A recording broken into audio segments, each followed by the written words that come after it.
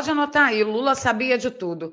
Acabou vazando trechos do depoimento do general de Janjo à Polícia Federal de hoje de manhã, com assuntos que eu quero comentar com vocês em detalhes. Além disso, o general ele deu uma entrevista para a revista Oeste e a gente também vai comentar sobre isso.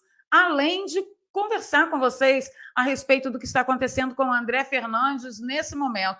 Vocês sabem que, pela tradição do que acontece na Câmara, regimento interno, em torno de CPI e CPMI, o que é de direito é André Fernandes ser o relator da CPMI do dia 8 de janeiro, mas o governo está vendendo, né? O governo e a base governista estão vendendo a narrativa de que André é investigado e ele esteve no dia 8 de janeiro. A coisa também não é assim e eu quero comentar com vocês também sobre esse assunto. Agora é hora de você deixar o seu like, compartilhar nas redes sociais, chamar todo mundo do Telegram, dos grupos de Zap Zap, e se você é novo por aqui, se inscreva, ative o sininho. Eu tenho certeza que você vai gostar. Vamos lá, vamos começar primeiro pelo André Fernandes, que o que está acontecendo com ele é muito grave. Vocês estão vendo aí toda a mídia dizer que a base governista vai ser maioria na CPMI do dia 8 de janeiro, e não, isso não tem a menor chance de acontecer, tá? O perigo é o blocão de Lira. Vamos aguardar e ver como eles se comportam. Vamos pela uma coisa de cada vez, que tem muita coisa para falar. Primeiro, vamos saber o que está acontecendo com o André Fernandes nesse momento. Vamos lá. Restabelecendo a verdade. E o PL pedido sobre o deputado André Fernandes. A gente te conta já, o André Fernandes está sendo cotado, mas ele esteve no dia 8 no ato. O nome, então, não é um consenso. Essa informação não procede. Chaveco. Porém, a imprensa comprou a narrativa do governo de que eu sou investigado por convocar, incentivar e participar dos atos do 8 de janeiro. Como eu sei que esse tema exige seriedade, rapidamente eu lhe mostro toda a verdade. O governo disse que eu sou uma daquelas pessoas que, antes da tentativa de golpe do 8 de janeiro, lá atrás estava sem concordar, sem aceitar os resultados das urnas eletrônicas e discordando aí da Justiça Eleitoral. O que, mais uma vez, é uma grande mentira. Todos vocês que me acompanham sabem que, de outubro, ou seja, o resultado do segundo turno, postei nas minhas redes sociais um vídeo falando como seria daqui para frente, mostrando que eu seria oposição. No dia 1º de janeiro, eu postei nas minhas redes sociais dizendo: pior do que não fazer é não tentar. Estarei assumindo em fevereiro para fazer oposição ao bandido, Lula, por quanto tempo ele durar. Algumas pessoas dizem que eu estava incentivando o povo a dar o golpe e que não aceitava o resultado. Como é que eu queria dar um golpe no 8 de janeiro se eu estava dizendo que ia assumir em fevereiro para fazer oposição ao governo Lula? Mais uma falácia que cai por terra. No dia 5 de janeiro, a imprensa noticiou: primeiro ato contra o governo Lula já tem data para acontecer. E dizia lá que aconteceriam manifestações naquele final de semana em Brasília. Desde 2014 acontecem manifestações referente à política, todas elas de forma pacífica. Vou eu, nas minhas redes sociais, no dia 6, ou seja, um dia após sair na imprensa, e coloco: nesse final de semana acontecerá, na Praça dos Três Poderes, o primeiro ato contra o governo Lula, do jeito que estava dizendo na imprensa. Coloquei: estaremos lá. Bom, desde 2014 acontecem manifestações referente à política, todas elas de forma pacífica. Vou eu, e no dia seguinte, dia 6 de janeiro, e posto: nesse final de semana acontecerá na Praça dos Três Poderes o primeiro ato contra o governo Lula. Estaremos lá. Não consegui ir a Brasília. E no dia 8 de janeiro, eu estava no Ceará, quando tomei conhecimento daquele quebra-quebra em Brasília, através da televisão.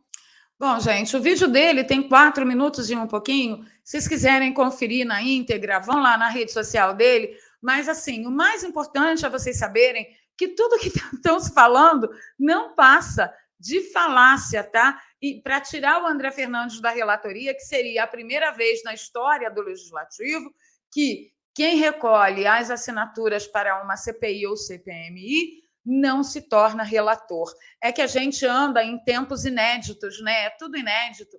É juiz que abre inquérito de ofício, juiz que manda prender, agora é presidente que manda prender. Bom, Por falar em presidente que manda prender, deixa eu chamar vocês aqui mais pertinho para a gente conversar a respeito de alguns trechos que vazaram, além, né, do que a gente já conversou hoje, do depoimento do general G. Dias, né, do GSI, lá na Polícia Federal. Então, o que me chamou a atenção foram esses principais tópicos, né?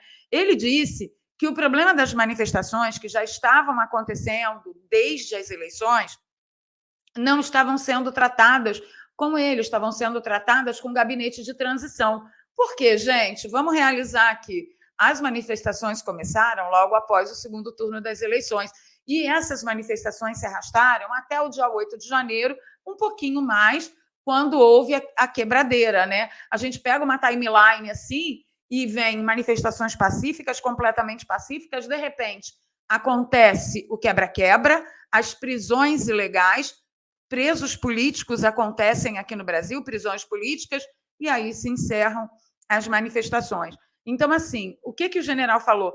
Esse negócio aí das manifestações não estavam sendo tratadas com o GSI. Desde o início estavam sendo tratadas com o ministro da Justiça. E isso coaduna com os fatos que nós acompanhamos, porque, afinal de contas, o ministro da Justiça começou a trabalhar muito antes de tomar posse, a gente sabe disso, né?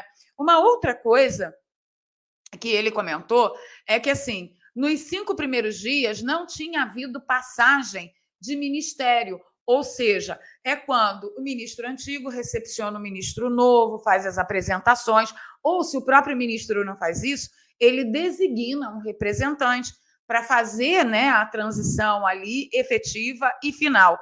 O G. Dias disse que isso não aconteceu, tá? E aí, o que ele falou? Ele não foi informado de possíveis perturbações, de possíveis conflitos e tal. E aí ele foi inquirido pela Polícia Federal a respeito do depoimento que aquela delegada da Secretaria de Segurança do DF deu hoje de manhã, que eu participei, compartilhei aqui com vocês, e ele disse que aquele grupo de trabalho não tinha o GSI envolvido. Ele não foi incluído, nem ninguém do ministério dele, do grupo dele, havia sido incluído naquele grupo de trabalho. Portanto, todo aquele alerta que foi soado, que ele não estava sabendo, ele não tinha sido oficialmente informado que tudo isso estava na mão do Ministério da Justiça e Segurança Pública. Acredito? Até aí acredito, né? Até aí acredito. O que eu não entendo é como que ele recepciona terroristas, ele embarca na narrativa de terroristas, de pessoas violentas e tal, e recepciona com água e cafezinho. Só isso que a gente não consegue entender, tá? Então, assim, o ministro da Justiça, ele mentiu quando ele foi convidado pela CPI lá do DF e a dizer tudo, e ele disse que não foi avisado, e quando ele disse que ele não foi avisado, Kim Kataguiri falou, o senhor foi avisado, sim, está aqui o relatório, o senhor disse que estava na janela assistindo tudo, então, se o senhor não foi avisado, pelo menos o senhor estava presente, até que Flávio Dino tratou todas as coisas com uma falta de respeito absoluta, né? Uma falta de pejo impressionante, nenhuma tratativa, nada. Pompa e circunstância, só Janja lá naquela grife, né, famosésima lá em Portugal. Bom, a única pergunta que fica é assim, quem está mentindo para quem? Porque para Alexandre de Moraes ter vindo hoje e ter mandado quebrar o sigilo das imagens e colocar tudo publicizado, algum caroço tem nesse angu. A gente confia em Alexandre de Moraes? Então, confiança cada um tem a sua, né? Vocês entendem, porque a gente não pode esticar aqui. Porém, né, a gente está aí em épocas, como eu já disse, de juiz que abre inquérito de próprio ofício, isso é proibido, né? Uma coisa doida. Bom, além de tudo isso que a gente conversou até agora, o general G. Dias também deu uma entrevista para a Revista Oeste. E olha só, porque no povo da Revista Oeste a gente confia de olho fechado, né? E olha só, ele disse ao Oeste que ele ficou surpreso com as declarações do presidente sobre as imagens internas do Palácio do Planalto, porque vocês acompanharam Lula dizendo em alto e bom tom. Engraçado que eu lembrei do Gazela Saltitante na mesma hora falando a respeito da CPMI. Lembra o Gazela? Vamos para cima, vamos com vontade, queremos a CPMI. E aí o Lula dizendo, eu vou olhar a imagem, todas as imagens, eu quero todas as imagens. E aí, na entrevista, o G. Dias falou para o Oeste, olha, eu estou surpreso dele ter falado isso, né? Conforme a imprensa, Lula disse aos seus outros ministros que se sentiu traído ao ouvir as gravações de Dias circulando pelo local em 8 de janeiro, quando vândalos depredaram os prédios dos três poderes. Ao ser interpelado sobre o assunto, general respondeu, a imprensa veicula o que quer.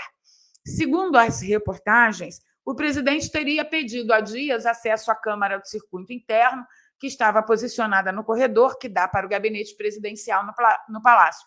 No entanto, o então ministro teria alegado que a câmera estava quebrada e, por isso, não havia imagens daquele local durante os atos de depredação de 8 de janeiro. Aí vem, né, dizendo que o Oeste conversou e tal, e ele se disse surpreso. Além disso, o ex-ministro contou que o governo sabia da presença dele no Planalto. Conforme o que ele falou, as imagens internas do local são de sua central de monitoramento, ou seja, do GSI. Desse modo, o governo já teria ciência da presença dele no local. Meu Deus do céu! Eu não quero nem ver. Agora, uma coisa parece que está muito clara.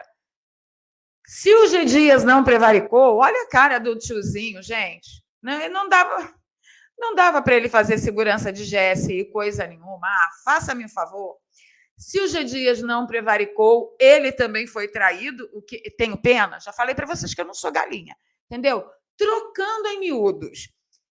Trocando em miúdos, pode guardar as sobras de tudo que chamam lá, as sombras de tudo que fomos nós, as marcas de amor nos nossos lençóis. Musiquinha, sexta-feira, fim de festa. Então, assim, trocando em miúdos. Não vai dar para tirar a responsabilidade de Flávio Dino e de Luiz Inácio Lula da Silva, e tem que saber direito essa história aí do STF, porque, segundo o G. Dias, o STF estava acompanhando tudo, inclusive o envio das imagens para os órgãos competentes de direito. O que você acha? Você acha que essa carinha bonitinha que a gente colocou aqui, de vovô bonachão, pode não ter causado tanto terror assim no Brasil? Tanto prejuízo assim nessas investigações? Conta para mim, deixa nos comentários. Caramba, que dia! Vou ficando por aqui pedindo seu like e compartilhamento. Peço que você considere mesmo, né, se tornar um apoiador. Eu estou passando a sacolinha, estou passando o chapéu.